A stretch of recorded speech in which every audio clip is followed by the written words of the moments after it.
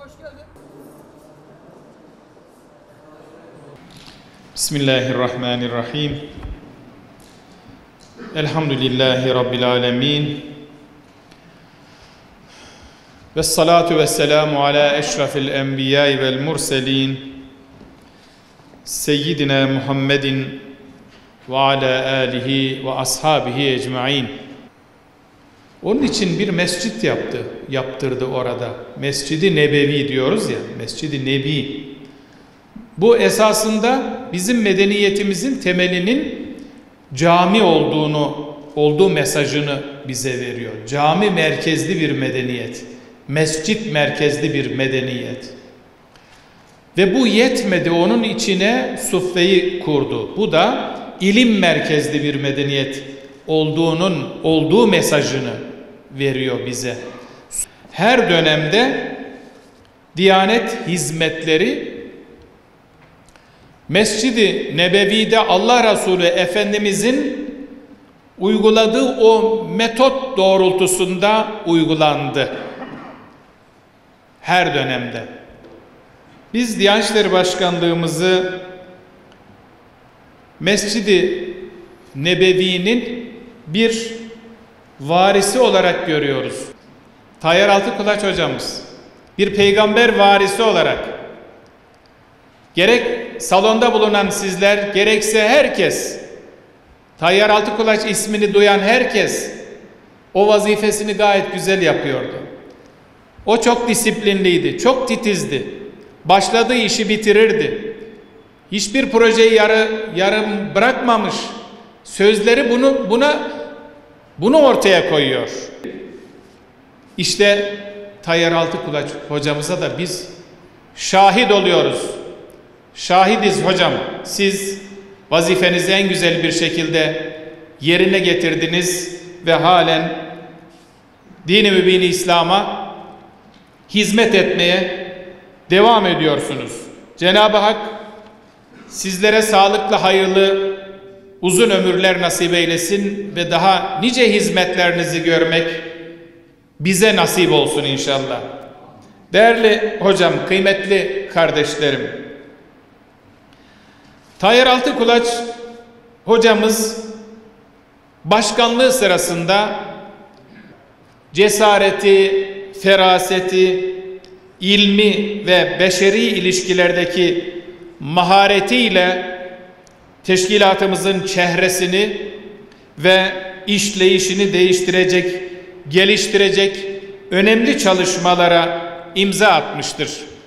Hocamızın gerek başkanlığı döneminde gerekse emeklilik sürecinde öncülük ettiği hizmetler saymakla bitmez.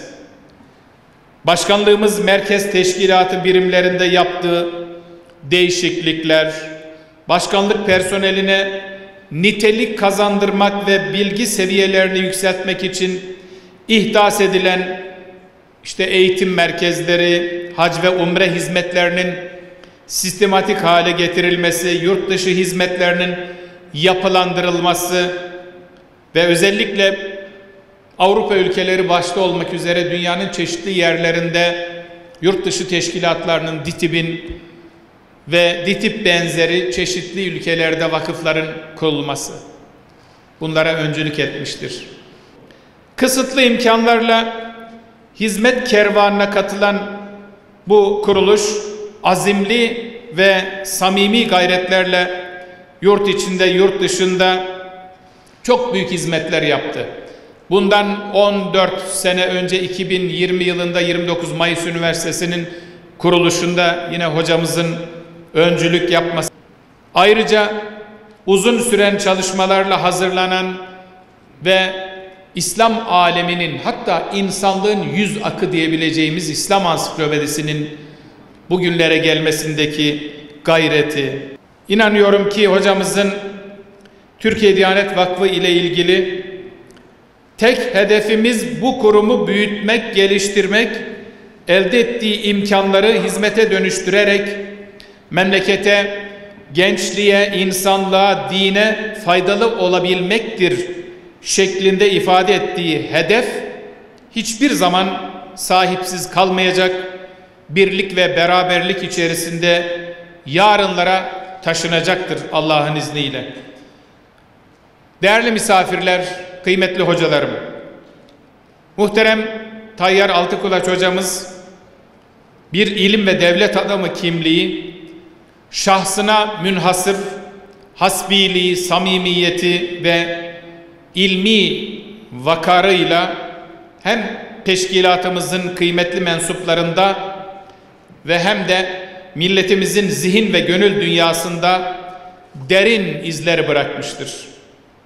Dine, ilme ve milletimize hizmet yolunda gösterilen çabaların ve büyük emeklerin gerçek karşılığı elbette Allah katında değerlendirilecek ve eksiksiz olarak ödenecektir. Cenab-ı Hak onun ecrini inşallah fazlasıyla verecektir diye inanıyorum, düşünüyorum ve bunun için dua ediyorum. Bu durumda bizlere düşen görev güzel bir vefa ve her daim saygı, hürmet ve dua olacaktır. Böyle bir gaye ile icra edilen ustalara saygı programı hocamızın kimliği, şahsiyeti, kendisinden sonraki nesillere bırakacağı emaneti, samimi duygu ve düşüncelerinin daha yakından tanınmasına ve onun öncülüğüyle gerçekleştirilen hizmetlerin gelecek nesillere aktarılmasına vesile olacaktır inşallah. Bu vesileyle Diyanet İşleri Başkanlığı gibi mümtaz bir görevi hakkıyla yerine getirmiş olan değerli hocamıza ve kendisinden önceki ve sonraki tüm başkanlarımızı saygı ve hürmetle, vefat edenleri rahmetle yad ediyorum. Hocamıza hayırlı ömürler diliyorum. Hocamızın çalışma arkadaşlarından vefat edenler var. Onlara rahmet diliyorum. Hayatta olanlara hayırlı ömürler diliyorum ve katılımınızdan dolayı hepinizi en kalbi hürmetlerimle ve muhabbetlerimle selamlıyorum. Vesselamu aleyküm ve rahmetullahi ve berekatuhu.